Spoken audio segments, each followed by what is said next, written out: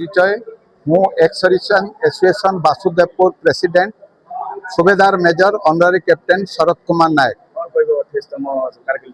28तम कारगिल दिवस जे कि कारगिल लड़ाई एक विश्वर सबुठारु कठिनाई लड़ाई जे कि भारत ने ताको जो कठिनाई सहित ताको पालन करी विजय हासिल करितला टाइगर हिल में विजय हासिल करथिला तारी उपलक्षे आमे आज कारगिल दिवस पालन करू। आज कार्यक्रम सकाळे आमे फ्लैग होस्टिंग कलु शहीद मान को श्रद्धांजलि अर्पण कलु और देशभक्ति गीत ये करी आमे सभा आरंभ करिथिलु।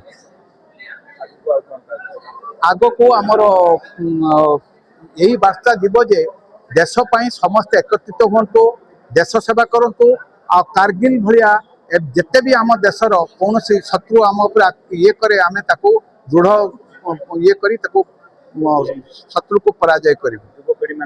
युवपीढ़ी वार्ता की समस्ते देश सेवा सामिल होंतु देश को किमिति आगे बढ़ेबा ता पई समाने चेष्टा करंतु।